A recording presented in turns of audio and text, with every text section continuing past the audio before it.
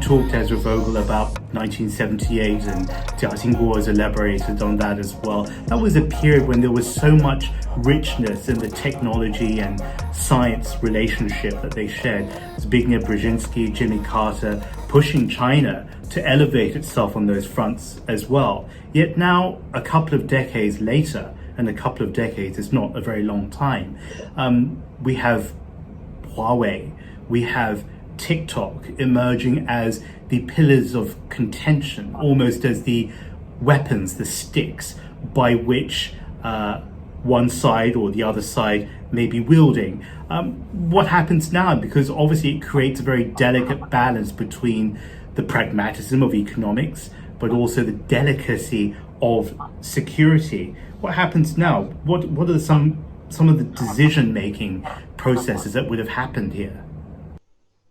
Well, speaking for the United States, I think we have to admit that there are a lot of problems in the United States that we have not handled well. And we have not handled the problem of equality well. And there are some people who are very rich, but there are many people who have been displaced because they were industrial workers and don't have a place to work. And we haven't found good jobs for them that give them confidence and income and self-respect. And when we have competition coming from the outside, it's very scary. And for some people, they want to blame China for interfering and taking our jobs away. Some of them feel that Chinese have stolen our technology. They feel that we've worked so hard to invent things. It takes a lot of time to develop a new idea, a new technology.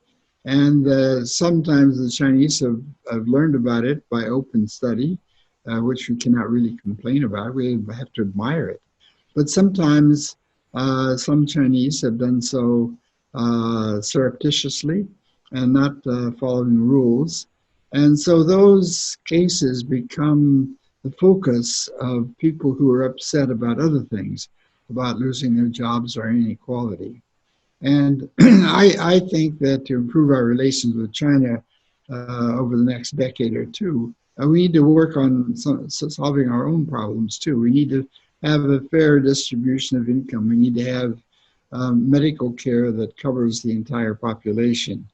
We need to have school system that provides opportunities for people at the bottom of the ranks as well as at the top. So we have a lot of homework on our own side. And we Americans also feel that China needs to be more careful about respecting intellectual property, that needs to show proper appreciation.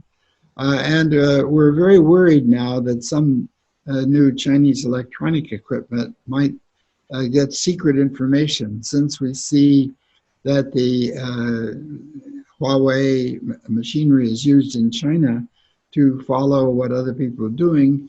Some of our people who are worried about their human rights and protection are afraid that that could be used secretly. So there are a lot of issues that we Americans need to work on and need to work on with the Chinese in order to relieve the tensions. Professor Tia, you've heard about the American homework, as Professor Vogel has described it, that they need to get on with. But do you think as a first step, and I know there may not be any agreement on whether some of the activity has been surreptitious or whether some of the technology is a threat, but let's just start off with a basic point here. Do you think that the Chinese, or China as a whole in the broad sense, could begin to heal and apply some of that healing balm to the relationship by perhaps sharing more? I mean, they talk very much about a community of nations. Do you think it needs to share more? And if it is already sharing more, should it make a bigger show of it as an olive branch? Well, I think there are many reasons for the current problems. I think the U.S. Many Americans are suspicious of what China does, in part because they subscribe to different assumptions. One is the realist assumption that when a great power arises, it would expand. It would challenge the established power, the so-called Thucydides trap. And of course, others subscribe to the argument that U.S. policy is to change China into a liberal democracy like the U.S. And they are very disappointed that China has not changed according to their expectations. And the Trump administration, of course, has contributed to the poisoning the atmosphere further by arguing that China is the enemy, is the rival, China is the theft, is the criminal, is the country that does not follow laws, is aggressor, that sort of thing, and so now I think a lot of people in the U.S. Have little trust in China. That's the problem underlining this 5G or high-tech problems. Okay, basically, as Tom Friedman would argue that during the 5G period, countries in relationship requires some level of trust because of the internet, because of the high speed of information transmission.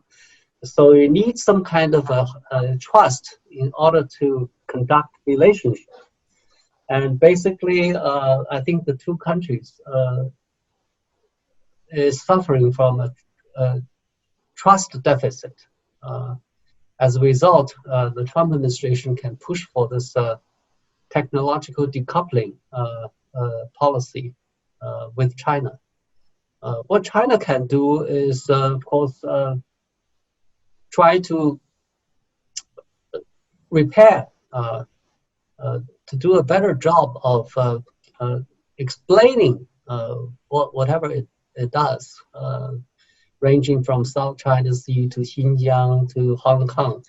I don't think China has done a good job in explaining its actions, why it does this and what the situation are, and invite people to see what's going on in those places. This is one thing that China can do. Another thing that China can do is, Huawei has offered to open its source for some of its software. And so in this way, it tries to make sure that other people are not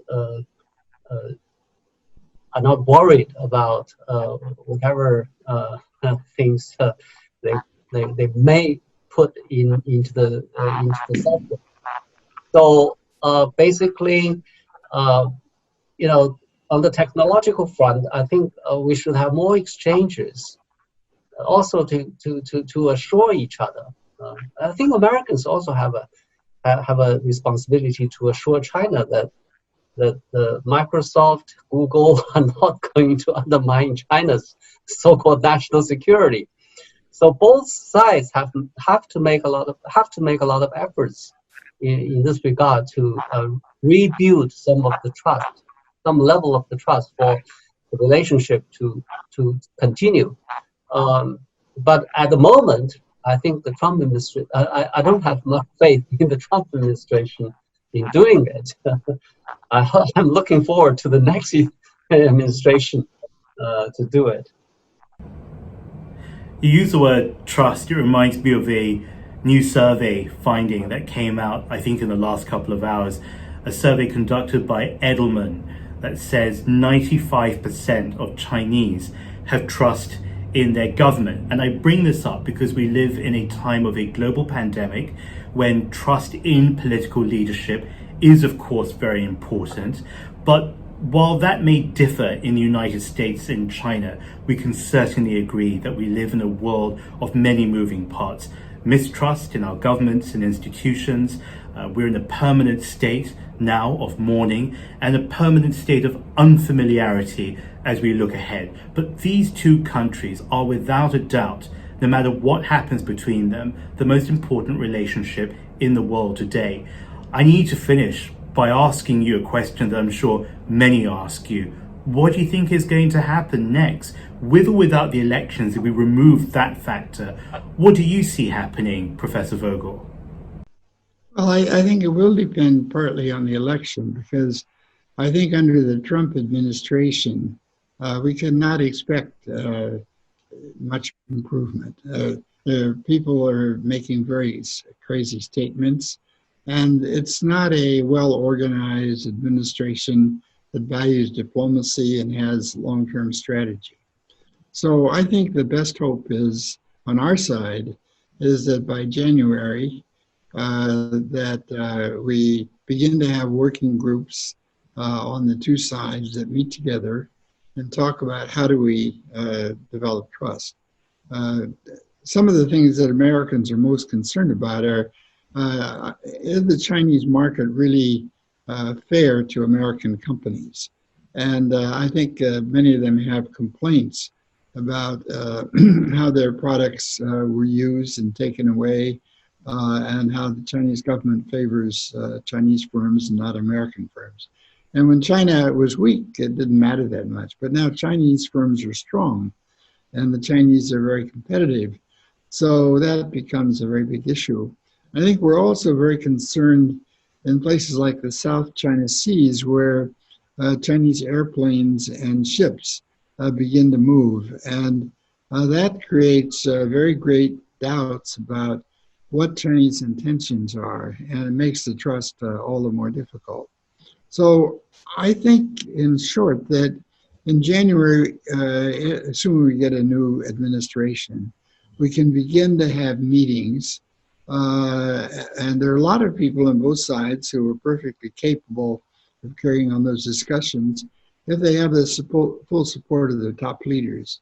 And I think the top leaders have to be involved in the process of building trust and getting better relations. But I'm hoping that we can begin to do that, and that in areas like dealing with coronavirus and dealing with international warming, that we can begin to develop some cooperative projects that will then expand into security areas, so that we can begin to rebuild some of the trust. I think we're going to be rivals, but ball teams are very big rivals, but they operate in a framework, and I think that's what we need now. We need a framework to contain the rivalry, so that we can work together and have friendly relations that are really in both our benefits. Qinguo, I have to push you over here. You yourself have said that China perhaps needs to be better at communicating, better at conveying in the future. What's the story going to look like? You've got a story where Xinjiang is a concern, Tibet keeps coming up, Hong Kong is this new subject where I am, and then of course you've got an app that millions of teenagers around the world use to dance to and record themselves on their mobile phones. But it's now one of the big stories in this relationship between the United States and China.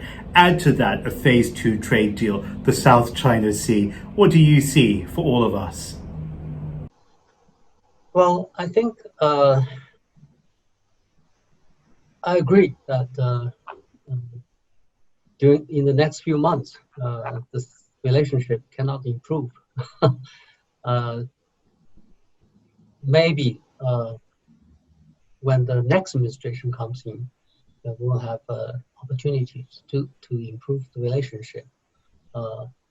But that doesn't mean that our problems are going away. Our problems are not going away, and we have to be realistic and pragmatic in handling them. I think China should do a better job in terms of becoming more transparent in terms of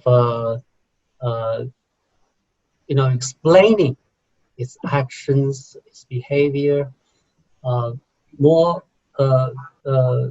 clearly to others, and also invite others to come to see in their own eyes what the situation are.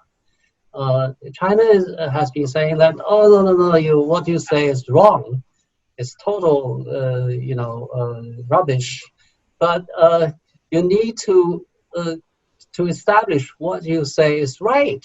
Okay, and in that aspect, I think China has a lot of homework to do. And also, I believe that that China should continue deepen its reforms, especially our SOEs, to create more level field for market competition. Okay. A lot of people say that we're going to have a competitive relationship or rivalry. I think I'm not against rivalry or competition, but I do think that we need to have a benign competition. I think benign competition is good for both countries and also for the world. Okay. China probably can learn a lot from the US where it does well, and US can learn a lot from China when it does well. For example, China has been doing well in terms of building its infrastructure, and the US can learn something from China. The US has done a good job in terms of having a better protection of individual rights. I think China has a lot to learn in that regard. So if we can do a better job as for the other to learn, then we are making a contribution to the other side and also to the world. I think this kind of rivalry or competition is very much welcomed by the rest of the world and by people of all countries. Well, that's exactly it. May I just say that the homework is not just for Chinese and Americans, but people from all countries of my generation and those who are using TikTok right now, because this is clearly a dynamic relationship that impacts everybody. And I'm so grateful to both of you for opening your minds and allowing us in so we can understand why it matters to all of us, no matter where we are on the planet today. Professor Ezra Vogel, Professor Qinguo, thank you very much. Be well, be safe, and take care in this pandemic as well. Thank you very much.